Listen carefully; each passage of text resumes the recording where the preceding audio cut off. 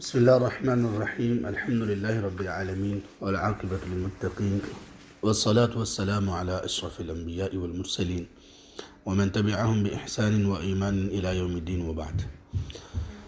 سورة البقرة آیت نمبر 208. اعوذ باللہ من الشیطان الرجیم. یا ایہا الذین آمنوا ادخلوا فی السلم کافة ولا تتبعوا خطوات الشیطان انہ لکم عدو مبین. اے ایمان والو، ادخلوا فی السلم کافة، داخل ہو جاؤ اسلام میں مکمل طور پر، پورے کے پورے. ولا تتبعوا خطوات الشیطان، اور شیطان کے قدموں کی پیروی مت کرو. انہ لکم عدو مبین، بلا شبہ وہ تمہارا واضح طور پر دشمن ہے. اس سے پہلے آیت نمبر 204 سے 208 تک اللہ تعالیٰ نے دو قسم کے لوگوں کا تذکرہ کیا، منافقین اور مومنین، اور ان کی صفات کا بھی ذکر کر دیا. یہاں اس آیت میں اللہ تعالیٰ نے اس بات کو بیان کیا ہے جو اسلام میں داخل ہونے کے بعد لوگوں میں کمی رہ جاتی ہے. اگر کوئی شخص یہ چاہتا ہے کہ وہ اپنے نفس کو اللہ تعالیٰ کے ہاں بیچ دے اور اس کے بدلے میں اس کو اللہ کی رضا مل جائے، تو پھر اس کو کیا کرنا چاہیے؟ وہ صرف ایک طریقے سے مل سکتی ہے، اور وہ طریقہ یہ ہے کہ اسلام میں پورے کا پورا آدمی داخل ہو جائے. سلم سے مراد یہاں پر اسلام ہے. سلم سے مراد صلح اور صفائی بھی ہوتا ہے. قرآن کریم میں یہ لفظ السلم صلح کے معنی میں بھی آیا ہے، لیکن یہاں پر مراد ہے اسلام. اور اسلام کا مطلب یہ ہے کہ اطاعت اور فرما برداری میں پورے کے پورے داخل ہو جاؤ. اللہ تعالیٰ کی اطاعت اور فرما برداری میں پورے کے پورے داخل ہو جاؤ. اس کا مفہوم مثال سمجھانے کے لیے یا سمجھنے کے لیے یہ ہو سکتا ہے، جو کہ بڑا ہی آسان اور سہل ہے فہم کے اعتبار سے، کہ جس طرح سے ہم یہاں پر موجود ہیں اس ایک چار دیواری میں، تو ہمیں معلوم ہے اگر ہم سے یہ پوچھا جائے کہ ہماری دائیں طرف کیا ہے، تو ہم کہیں گے یہ ہال ہے، اور ہال دائیں طرف ہمارے ہال ہی ہے، دیوار یہ ہال میں شامل ہے. تو ہم چونکہ اندر کی طرف ہیں تو ہماری دائیں طرف بھی ہال ہے. بائیں طرف اگر پوچھا جائے تو بائیں طرف بھی ہال ہے، سامنے بھی، پیچھے بھی، اوپر بھی، نیچے بھی، ہر طرف ہال ہے، کیونکہ ہم پورے کے پورے ہال کے اندر بیٹھے ہوئے ہیں. لیکن اگر ایسا ہو کہ ایک قدم ہال میں ہو، ایک قدم باہر ہو، تو پھر یہ نہیں ہوگا. ممکن ہے کہ کوئی سوال یہ کرے کہ آپ کے سامنے کیا ہے، تو جواب دیا جائے کہ ہال ہے. آپ کے پیچھے کیا ہے؟ پیچھے ہال نہیں ہے، پیچھے کچھ اور چیز ہے. یا جب ہم باہر نکلنے لگیں تو تب یہ سوال کیا جائے کہ آپ کے پیچھے کیا ہے؟ پیچھے تو ہال ہے. آگے سامنے کیا ہے؟ سامنے کچھ اور چیز ہے. اس کا مطلب یہ ہوا کہ ہم پورے کے پورے ہال میں داخل نہیں ہیں. جب آدمی کسی چیز میں پورا داخل ہوتا ہے تو ہر طرف، چاروں طرف اس کے وہی چیز دکھائی دے رہی ہوتی ہے، اور وہی چیز اس کے چاروں طرف گھوم رہی ہوتی ہے. اسلام میں پورے داخل ہونے کا مطلب یہ ہے کہ کسی طرف سے بھی لوگ ہمیں دیکھ لیں، اسلام نظر آنا چاہیے. خوشی میں دیکھیں تب بھی اسلام نظر آئے، غم میں دیکھیں تب بھی اسلام نظر آئے، شادیوں پہ دیکھیں تب بھی اسلام نظر آئے، رضا خوشی میں دیکھیں تب بھی اسلام نظر آئے، غضب غصے میں دیکھیں تب بھی اس طرح سے اس کا اظہار ہو جس طرح سے یا جس حد تک اسلام نے اجازت دی ہے، جس حد تک اسلام نے کہا ہے. آدمی کے اپنے افعال ہوں، اپنے اقوال ہوں، ان کا تعلق لوگوں کے ساتھ ہو یا اللہ کے ساتھ، ہر پہلو سے جدھر سے دیکھا جائے بندہ مسلمان نظر آئے. ہمارا مسئلہ مسلمانوں کا، ہم سب کا، مسلمانوں سے مراد، ہم جب بھی یہ کوئی بات ہم کرتے ہیں تو اس سے مراد سب سے پہلے ہمارا اپنا نفس ہونا چاہیے. ہمارا مسئلہ سب سے بڑا یہ نہیں ہے کہ لوگوں کو اسلام پسند نہیں ہے. کوئی بالکل گئے گزرے ایمان والا بھی اگر کوئی شخص ہوگا تو وہ اسلام کے بارے میں دل میں محبت ضرور پائے گا اپنے، اور اس کا اظہار بھی کرے گا. اس لیے لوگ اس اظہار کی وجہ سے یا اس ایمان یا اسلام سے اپنے لگاؤ کی وجہ سے جب اسلام کے بارے میں بات کرتے ہیں تو ایسا لگتا ہے کہ جیسے اسلام کا سب سے زیادہ درد، احساس اور فکر اسی بندے کو ہے. لیکن پھر مسئلہ کہاں پہ پیدا ہوتا ہے؟ کوئی شخص ایسا نہیں ہوگا جو ہمیں یہ کہے کہ مجھے اسلام پسند نہیں ہے. کوئی بھی ہو، یہاں تک کہ وہ لوگ جو صبح شام اللہ کی نافرمانی میں لگے ہوئے ہیں، بیہودگی میں، بے حیائی میں لگے ہوئے ہیں، بدعات میں کے ارتکاب میں لگے ہوئے ہیں، وہ بھی کبھی یہ نہیں کہیں گے کہ ہمیں اسلام سے لگاؤ نہیں ہے، کیونکہ ہمیں بھی اسلام سے لگاؤ. پھر مسئلہ کہاں پہ ہے؟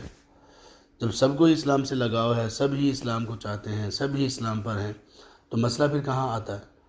مسئلہ یہ ہے کہ ہمارا جو ایشو ہے، جو مشکل ہے ہماری، وہ یہ نہیں ہے کہ ہمیں اسلام سے محبت نہیں، ہمیں مسئلہ یہ ہے کہ ہمیں پورے اسلام سے محبت نہیں، ہم پورے مسلمان نہیں ہیں۔ مسئلہ یہ نہیں کہ ہم مسلمان نہیں ہیں، مسلمان تو ہیں لیکن پورے مسلمان نہیں ہیں۔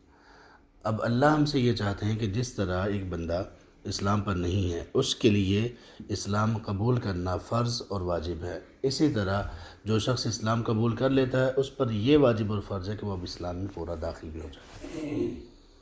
اللہ نے یہاں اس لیے کہا، اور کن لوگوں کو مخاطب کیا ہے؟ یا ایھا الناس نہیں کہا، یا ایھا الذین آمنوا کہا ہے کہ دیکھو تم ایمان لے آئے ہو، ایمان لے آنے کے بعد اب کیا ہو، اب تم اسلام میں داخل ہو جاؤ کہ تمہارے ہر طرف، اوپر نیچے دائیں بائیں، ہر پہلو سے اسلام نظر آئے۔ کتنے لوگ ایسے ہیں وہاں پر ہمیں ہر جگہ پر ہی یہ اللہ تعالیٰ معاف فرمائے یہ معاملہ ہے، لوگ مسائل پوچھتے ہیں، ڈسکس کرتے ہیں، آ کر پریشانی کا اظہار کرتے ہیں کہ فلاں بندے پر ہم نے دین کے اعتبار سے اعتماد کیا، کاروبار کیا، اس سے کوئی معاملہ کیا، عقد کیا، معاہدہ کیا، ایگریمنٹ کیا، لیکن اس نے ہمیں دھوکہ دیا۔ یہ عام ہو چکی ہے بات، دیندار لوگوں کے ساتھ لوگ معاملہ کرنے میں ڈرتے ہیں۔ اب وہ دیندار کیسے ہوئے؟ دیندار اس طرح سے ہوئے کہ وہ مساجد میں ان کا آنا جانا، نماز پڑھنا، روزے رکھنا، تراویح وغیرہ، یہ سب کچھ بالکل پرفیکٹ ہے، بہترین ہے، لیکن معاملہ کرنے میں، عقد کرنے میں، ایگریمنٹ کرنے میں بالکل دھوکے باز ہے، بالکل اس کا خیال ہی نہیں کرتے۔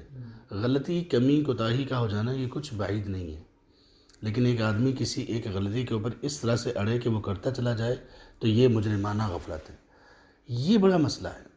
غامدی جیسے لوگ لوگوں کو گمراہ کس بات پر کرتے ہیں؟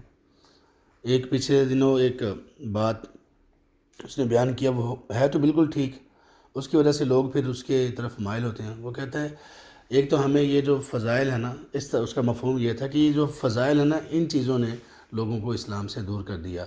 کہتے بس ہم نے یہ سمجھا ہوا ہے کہ ہم حج پر جائیں گے، سارے گناہ معاف، بندہ جیسے آج ہی پیدا ہوا ہو سارے گناہ معاف۔ اب اس نے تو اپنا اس میں اپنے اندر کی جو وہ تھی ایک بغض یا جو اصل جو چیز تھی وہ بھی اس نے اس کے ذریعے سے نکال دی۔ لیکن بات چونکہ درست ہے، اب اللہ کے رسول صلی اللہ علیہ وسلم نے یہ فرمایا کہ جب انسان حج کرتا ہے تو وہ ایسے ہی ہو جاتا ہے جیسے کہ آج ہی اس کی ماں نے اس کو جنم دیا، اللہ تعالیٰ اس کو گناہوں سے معاف کر دیتے ہیں۔ اسی طرح کئی اور ایسے اعمال ہیں جن پر اللہ کے رسول صلی اللہ علیہ وسلم نے یہ بیان فرمایا کہ اللہ گناہوں کو معاف کرتے ہیں۔ تو وہ یہ کہتا ہے کہ لوگ یہ سمجھتے ہیں کہ حج کر رہے ہیں، بس جتنے پیچھے ہم نے جرم کیے تھے جو لوگوں کے متعلق تھے، کسی کا حق مارا، کسی کو گالی دی، کسی کو برا بھلا کہا، اب سب معاف ہو گیا، بس اب یہ حاجی بن چکا، معاف ہو گیا۔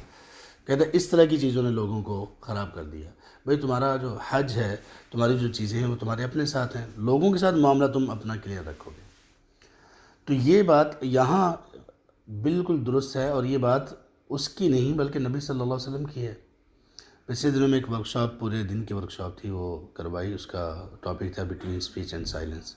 اس کا پوری کا موضوع یہ تھا زبان سے ہونے والے گناہ، اور اس میں جب ہم کتاب و سنت کے دلائل دیکھتے ہیں تو ہمیں یہ پتہ چلتا ہے کہ جو دیندار لوگ، نماز پڑھنے والے، روزہ رکھنے والے، حج کرنے والے، صدقہ خیرات کرنے والے، یہ تمام خصائل رکھنے والے لوگ جو جہنم میں داخل ہوں گے تو وہ زبان کی وجہ سے ہوں گے، اور اس کا طریقہ کار یہ ہوگا کہ اللہ تعالیٰ ان کی ساری نیکیاں ان لوگوں میں تقسیم کر دیں گے جن لوگوں کو اس نے زبان سے تکلیف دی ہوگی، حق مارا ہوگا، غصب کیا ہوگا، مال دبایا ہوگا، کسی کا حق نہیں دیا، وراثت میں حصہ نہیں دیا، وغیرہ وغیرہ۔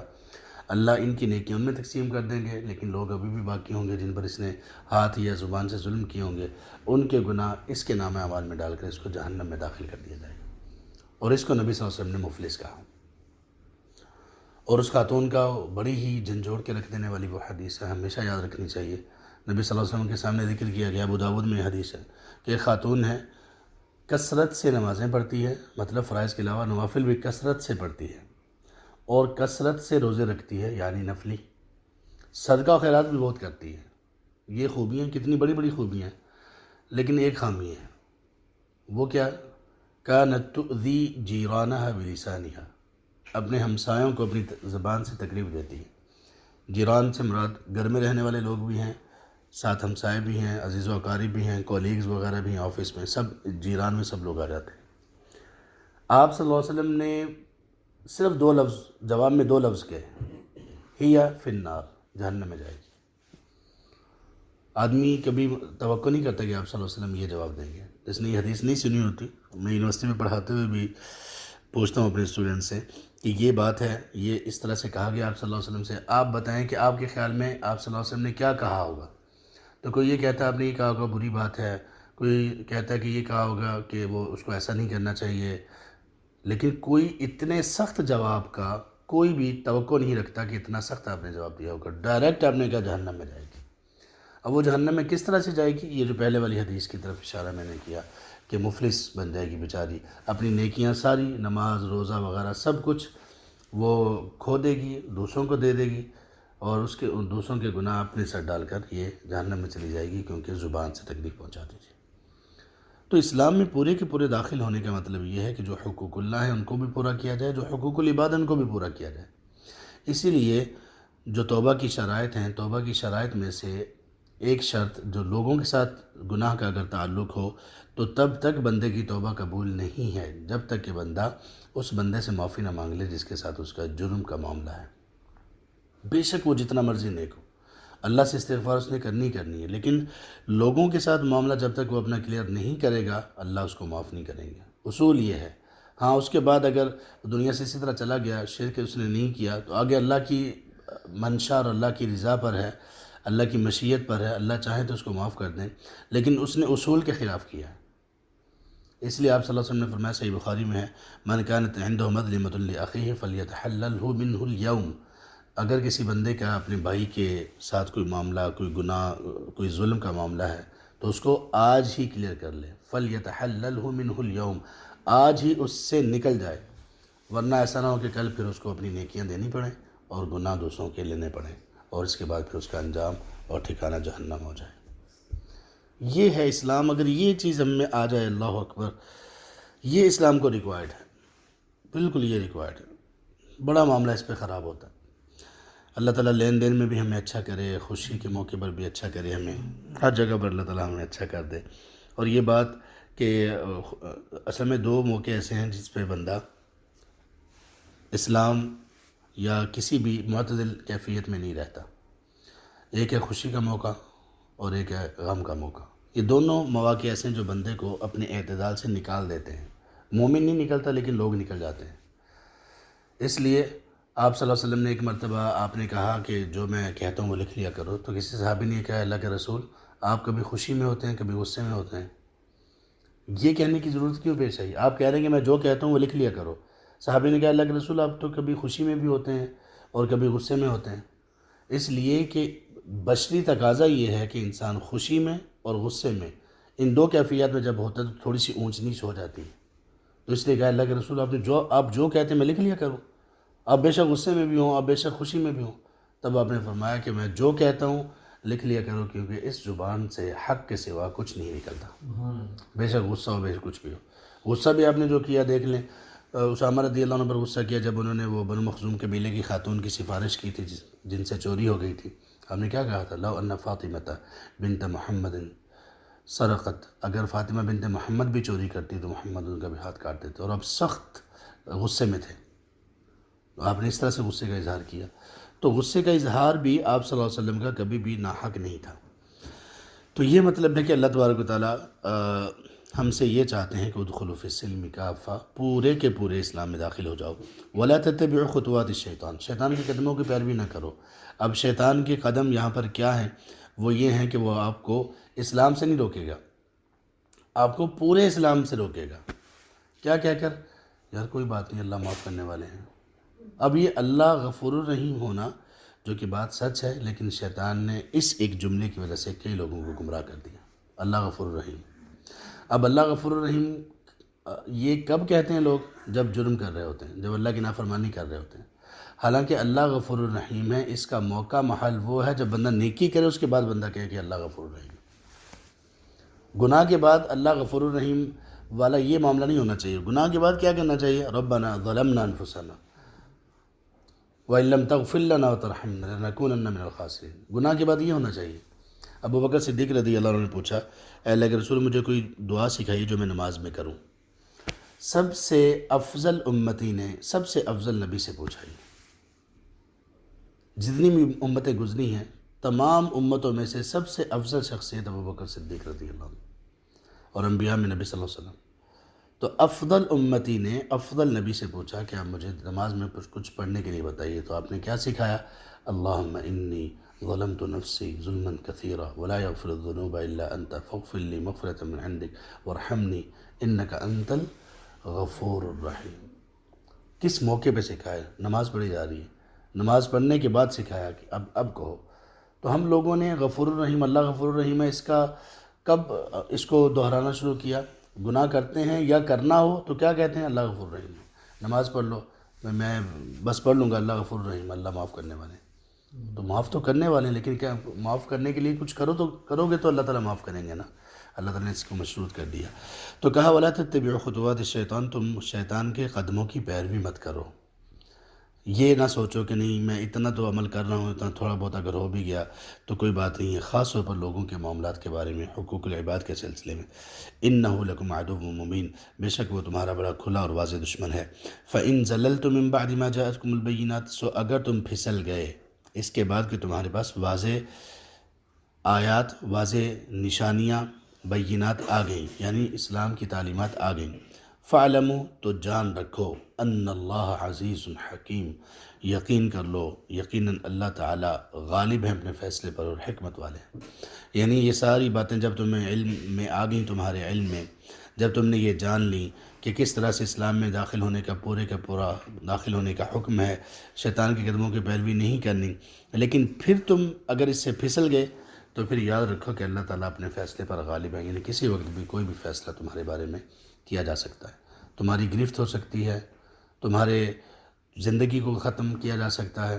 اور اگر ان ساری لغزشوں کے باوجود، واضح آیات آنے کے بعد بھی تم لوگ اگر شیطان کے قدموں کی پیروی سے نہ باز آئے اور اس پر تمہیں کوئی سزا بھی نہیں مل رہی بلکہ سارا کچھ کھلا تمہیں مل رہا ہے، صحت، تندرستی بھی ہے، مال اولاد بھی ہے اور سب کچھ ہے، تو پھر یہ کیا ہے؟ حکیم. یہ اللہ کی حکمت ہے. عزیز، وہ غالب ہے کہ کسی وقت بھی کوئی فیصلہ کر دے، تمہیں تمہارے اعمال کی سزا دنیا میں ہی دے دے، اس پر غالب ہے اللہ تعالیٰ. لیکن اللہ ایسا نہیں کر رہے، کیوں؟ حکیم. یہ اللہ کی حکمت ہے. اور اللہ کی حکمتوں میں سے ایک حکمت یہ ہے کہ اللہ تعالیٰ انسان کو ہمیشہ مہلت دیتے ہیں اور اس کو اس بات کی مہلت دیتے ہیں کہ وہ اللہ کی طرف لوٹ آئے اور پلٹ آئے. تو اس سے پتہ یہ چلا کہ جن لوگوں کے پاس علم آ جائے اس کے بعد ان کی جو زلل، لغزش اور ان کی جو خطا اور غلطی ہے یہ جرم ہے. اگر علم نہیں ہے پھر ایسا کچھ ہو گیا تو پھر واقعی اللہ تبارک و تعالیٰ معاف کرنے والے ہیں. علم آ جانے کے بعد پھر آدمی اللہ تبارک و تعالیٰ کے غضب اور اس کا مستحق بن جاتا ہے اگر وہ توبہ نہ کرے. اللہ تبارک و تعالیٰ ہمیں اسلام میں پورے کے پورے داخل ہونے کی توفیق نصیب کریں. آمین یا رب العالمین. سبحانک اللہم و بحمدک.